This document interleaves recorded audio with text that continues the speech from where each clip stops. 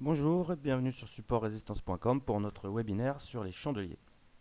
Alors les chandeliers, c'est un sujet que je vais traiter avec beaucoup d'attention puisque on va s'en servir, enfin moi je m'en sers tous les jours et vous verrez que euh, avec une approche très simple, les chandeliers peuvent fournir des signaux très très pertinents si on les utilise correctement.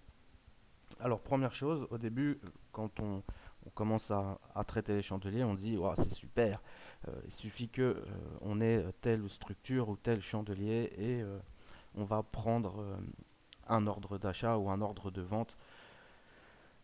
Finalement, on se rend compte que on perd tout le temps et on dit ben, les chandeliers c'est naze. Ah, ben, c'est nul quoi.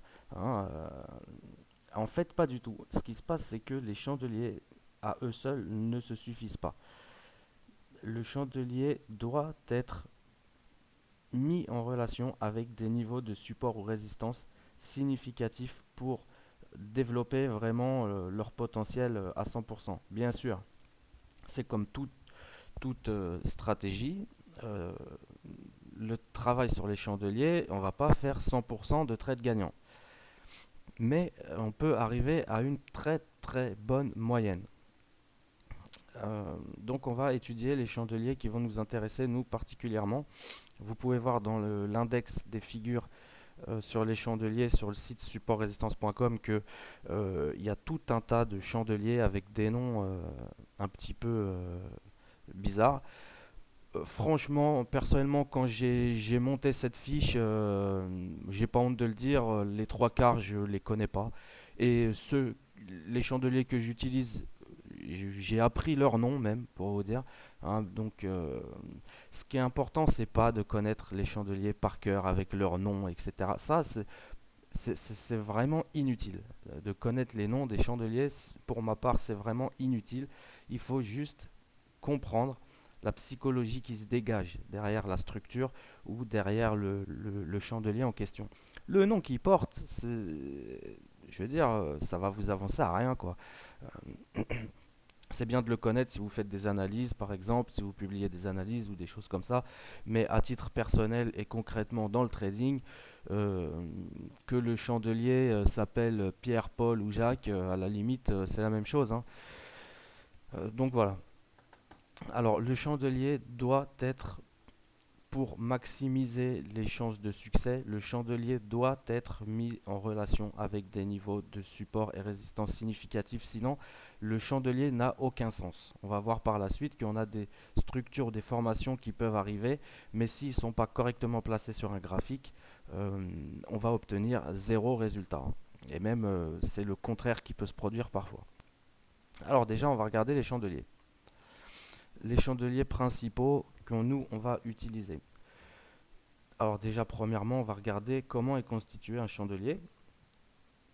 Alors le chandelier, comme je vous l'ai dit,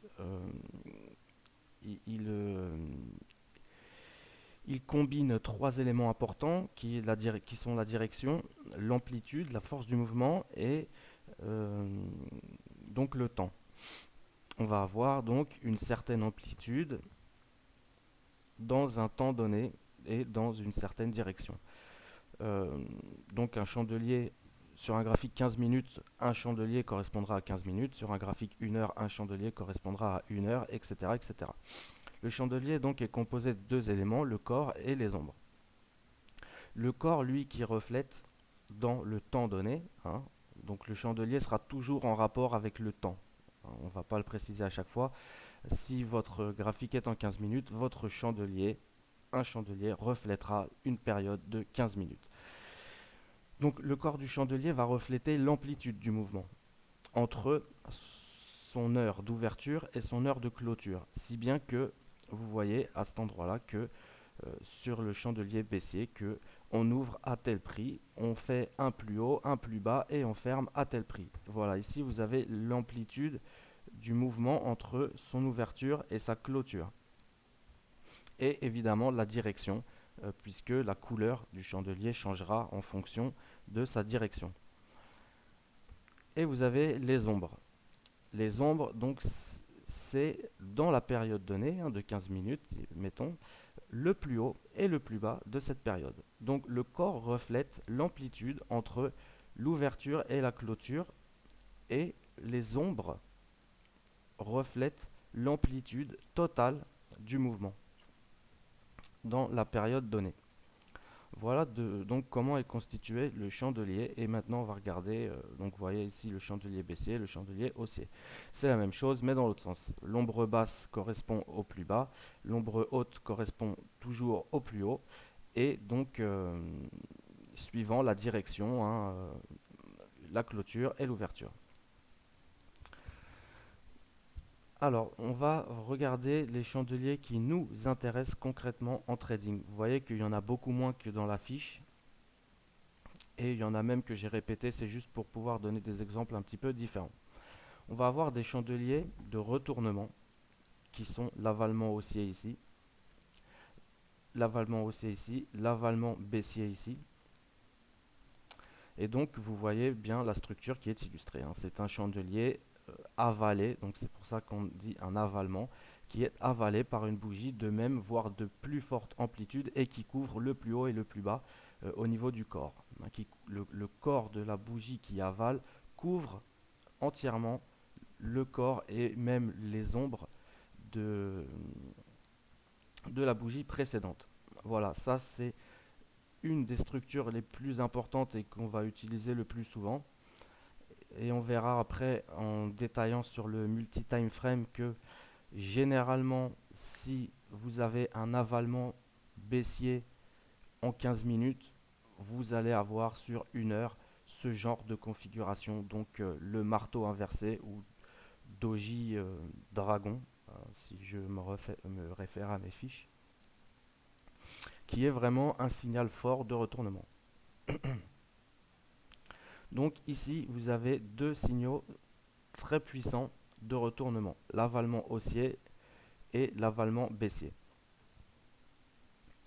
On a également un chandelier d'indécision, celui-ci. Donc vous voyez, vous avez une très grande ombre, une très grande ombre haute, une très grande ombre basse, mais le marché ferme à peu près au niveau de l'ouverture, hein. La clôture se fait à peu près au niveau de l'ouverture. Là, on voit bien que dans cette période, le marché n'a pas vraiment évolué, hein. Il y a eu un peu de volatilité, on est parti en haut, en bas, mais au final, on est revenu au même prix. Donc, on ne sait pas vraiment ce qu'on va faire le chandelier d'après. Difficile d'anticiper ou de travailler dans ces conditions. Voilà, on va parler tout de suite de celui-là, hein, puisque les chandeliers d'indécision, personnellement, c'est pas ce que j'aime le plus. Et puis, il y en a pas tant que ça. Simplement, quand vous avez une succession de ce genre de chandelier, il vaut mieux rester à l'écart pour attendre un mouvement franc pour travailler. Autre signal de retournement, donc on a vu l'avalement baissier, l'avalement haussier. Autre figure de retournement, le marteau, qui est très très intéressant. Alors je le répète, tous les chandeliers et les structures de chandeliers doivent être mis en relation avec des niveaux de support et de résistance. Un chandelier comme le marteau en plein milieu d'une tendance, ça veut rien dire. Ça ne veut rien dire. Un marteau, pour être efficace, ou voilà ce genre de configuration, hein, juste à côté du marteau ici, vous voyez, c'est la même chose. Peu importe le nom qu'il porte, peu importe la tête qu'il a, ça reflète la même psychologie, c'est-à-dire que le marché est parti fortement vers le bas et est remonté aussi vite, voire plus vite qu'il n'est descendu, et on a clôturé au même niveau ou un peu au-dessus. Voilà, ça c'est très important, c'est la psychologie qui, que le chandelier reflète plus que la tête qu'il a. Cependant, le marteau ou ce type de doji, ici juste à côté, euh, il y a quand même une caractéristique importante, c'est que son, pour être vraiment un beau marteau, être vraiment efficace et montrer un beau rejet, son ombre basse, donc on va parler ici du marteau qui est un retournement, euh, un signal de retournement plus haussier, hein, son ombre basse doit faire au minimum 2 fois la taille de son corps. Ça c'est important, puisque c'est à partir de là qu'on va pouvoir juger du rejet, hein, du marché. On voit bien ici que le marché est parti en bas, remonté tout de suite, et donc là on a un rejet de la part du marché, comme sur l'exemple juste à côté à droite.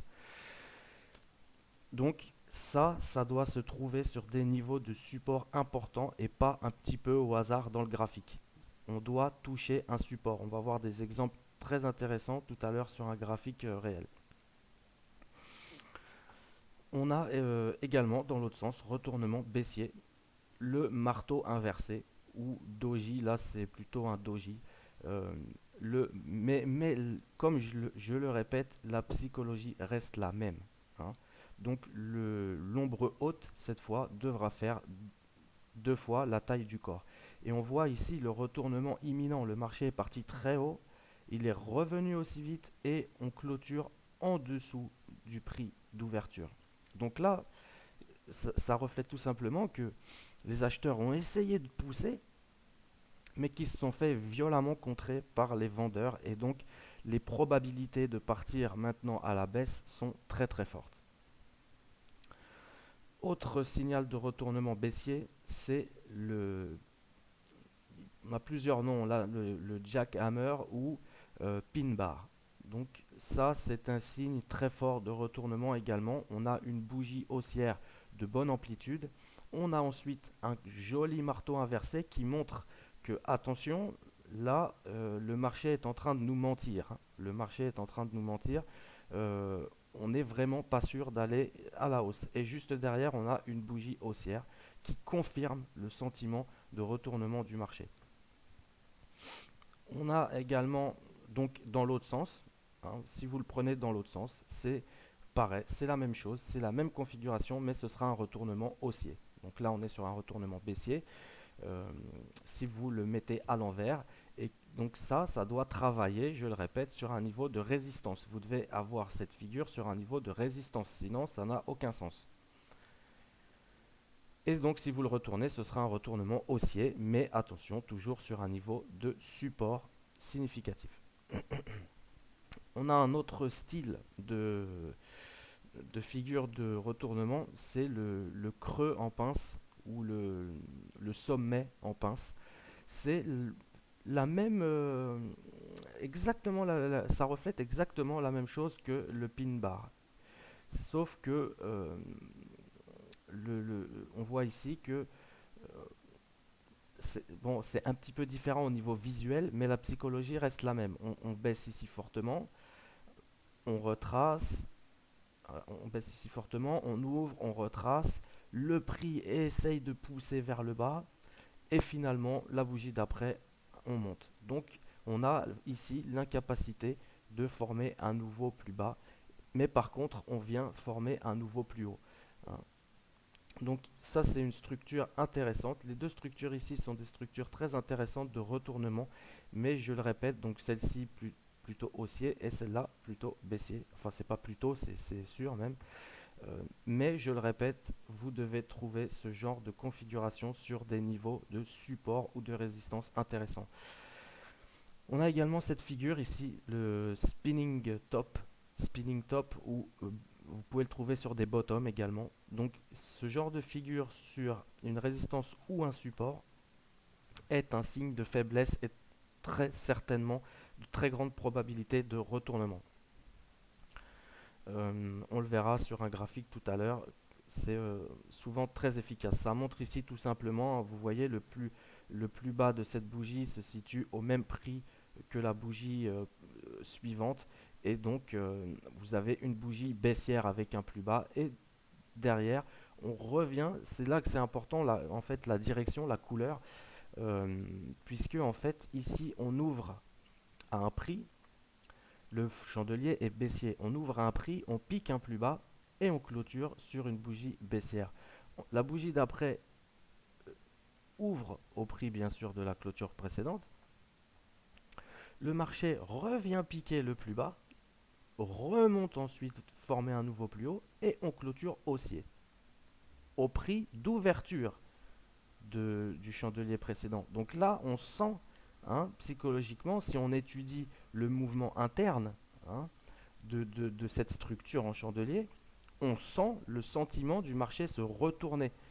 Sur ce chandelier, on est nettement baissier, mais à la vue de ce chandelier, on devient complètement, en tout cas, on a de très fortes probabilités de poursuivre le mouvement baissier, haussier qui s'est engagé, hein, puisque ici, on voit l'incapacité du marché de former de nouveaux plus bas. Et par contre, on voit ici l'ombre haute qui forme un nouveau plus haut. Et voilà, on va étudier ça sur un graphique, bien sûr, ce sera beaucoup plus parlant. Et ici, nous avons une structure qui est complètement haussière avec une forte hausse, trois petites bougies de consolidation suivies d'une forte hausse. Ici, c'est une structure de continuation haussière très très puissante. Vous avez la même à l'envers, ça vous fera une structure de continuation baissière également très puissante. Donc voilà les chandeliers que on va utiliser principalement dans notre trading. Les avalements, les marteaux, marteau et marteau inversé, spinning top, spinning bottom, et les structures comme ça formées de trois chandeliers de retournement. Voilà, on va utiliser que ça et vous allez voir que euh, mis en relation avec des niveaux de support résistance cohérents et intéressants, ça devient tout de suite parlant. On va le voir tout de suite sur un graphique. Alors, on va commencer à regarder sur le graphique ici en journalier. On peut dessiner, j'ai pas dessiné le haut du range, hein, mais on peut dessiner un range entre 1,40 et 1,45. On va prendre cet exemple ici. Hein, vous voyez, ici, on s'appuie sur le bas du range, on monte, on monte, on monte, on monte, on monte, on monte, on monte. Hop, ici, avalement baissier. Avalement baissier en haut d'une tendance haussière. Ici, nous avons un signal très intéressant de retournement à la vente. Et le marché ne s'y trompe pas puisqu'il chute. Vous voyez ici ce marteau? Nous avons un très joli marteau sur le seuil des 1,4050, 1,41 qui a déjà fait support sur ce niveau. Et vous voyez, le marché remonte. Ici, c'est un petit peu délicat comment dire, à anticiper entre guillemets, mais on peut voir une formation haussière suivie d'un chandelier, ici le petit chandelier d'indécision, et s'ensuit une bougie haussière. Nous avons donc ici une structure formée de trois chandeliers, une structure de retournement sur le niveau des 1,45. Puis le marché baisse. Ah, voilà un exemple flagrant. Vous voyez ici, on a un marteau. À cet endroit précis, nous avons un marteau au milieu d'une tendance baissière qui ne sert strictement à rien, puisqu'il n'est pas sur un niveau de support intéressant. Alors le marché chute violemment à la cassure du plus bas de ce marteau. Et vous voyez ici, voilà un marteau tout à fait intéressant par contre lui, au contact des 1,40. On vient fortement s'enfoncer sous les 1,40 pour tester une continuation baissière. Le marché remonte et clôture au-dessus de ce niveau de support et s'ensuit donc une dynamique haussière. Et encore exemple très intéressant d'un chandelier qui ne sert à rien, qui n'est pas bien placé pour pouvoir le trader. Vous voyez ici ce beau signal de retournement, ici ce beau marteau inversé, il est au milieu de nulle part. Il n'est pas sur une résistance. Un signal comme celui-ci à 1,45 sur le niveau de résistance aurait été un excellent signal très très pertinent de retournement. Mais là, très clairement, ne tradez jamais ce genre de signal. Ne tradez jamais un chandelier de retournement baissier euh, au début d'une tendance haussière. Vous avez de très très fortes chances d'échouer à ce niveau. Et d'ailleurs, vous voyez qu'en retestant le niveau des 1,40, on reforme un marteau et là, une très belle dynamique s'ensuit jusqu'au retour des 1,45. Et les 1,45 nous offrent ici, encore une fois, un avalement haussier, un avalement baissier par contre, pardon, euh, celui-là magnifique, hein, magnifique puisqu'on voit que euh, le chandelier avale complètement le plus haut et le plus bas. Donc les ombres avalent complètement le plus haut et le plus bas du chandelier précédent. Là, nous avons vraiment un exemple très très concret de l'avalement baissier. Et donc du marteau ici, ainsi que ici. Et donc des exemples à faire très attention quand les chandeliers sont placés un petit peu n'importe où comme ça, on n'intervient pas. Ce n'est pas propice au trading, hein. Les retournements haussiers doivent être obligatoirement situés sur des zones de résistance et les chandeliers de retournement euh, à la hausse doivent être absolument posés sur des niveaux de support. Donc voilà pour ce qui est de ce graphique. Euh, on va étudier un autre graphique, donc le graphique en 1 heure. Et on va voir ici, voilà, un beau signal de retournement. On voit ici cette résistance. On voit ici le pin bar. Et s'ensuit un mouvement baissier. C'était un petit peu délicat celui-là, je vous le cache pas. Personnellement, j'étais déjà en position short, mais je ne serais pas rentré sur cette configuration. Pourquoi? Puisqu'il se situe sur un niveau de support et non pas sur un niveau de résistance. Donc vraiment, moi c'est pour ça que je ne suis pas intervenu, hein. D'ailleurs, on voit juste après un marteau. Donc quand c'est flou, quand les formations ne sont pas aux endroits attendus, il vaut mieux vraiment rester à l'écart du marché. C'est vraiment pas conseillé de trader ce genre de formation. Donc ici, voilà ce qu'on peut observer. Par exemple, une tendance haussière qui commence à faiblir. Ici, nous formons un nouveau plus bas. Une petite consolidation, grosse impulsion haussière suivie d'un avalement baissier. Ici, nous avons de très fortes chances de casser ce support à la baisse, hein. Donc là, on pouvait mettre un sell stop. Bon, malheureusement, il y a eu le gap ce week-end, hein, donc voilà. Mais nous avons de très fortes chances d'aller casser ce support. Alors là, on a une très forte accélération haussière. Je ne sais pas ce qui se passe. Ah, ça va être intéressant. On va regarder aujourd'hui ce qui s'est passé. Et on va regarder comment on va se servir des chandeliers type marteau pour rentrer sur le marché. Nous voyons ici, premièrement, un premier plus haut. On chute un petit peu, on s'assoit sur un support, tic tic tic tic tic tic tic tic tic. Hein, là, on est complètement neutre. Première impulsion haussière de taille. On casse le niveau du plus haut précédent. On voit bien ici. On casse le niveau de plus haut précédent. Hop, le marché retrace. Première impulsion qui échoue. On aurait pu rentrer sur ce petit avalement haussier ici. On aurait très bien pu rentrer dessus, sans aucun problème. Malheureusement, on échoue la première fois. Et regardez la deuxième fois ici, le marché nous offre un marteau magnifique au contact de ce niveau de résistance qui a été cassé et qui est censé devenir support. Ici, nous avons un point d'entrée très très pertinent et qui va donc être basé en premier sur la théorie de Dow, puisque nous formons un nouveau plus haut, nous sommes censés former un nouveau plus bas au contact de la résistance qui a été cassée et qui doit devenir support. Et ce qui nous donne le signal, c'est le chandelier. Donc là, on combine les trois éléments, la théorie de Dow, le, le, le chandelier et les niveaux de support et résistance. Et on voit que un chandelier sur un niveau de support ou de résistance cohérent devient tout de suite parlant. Également ici, on peut voir que on a un price action très haussier, hein, toujours, mais vraiment très difficilement.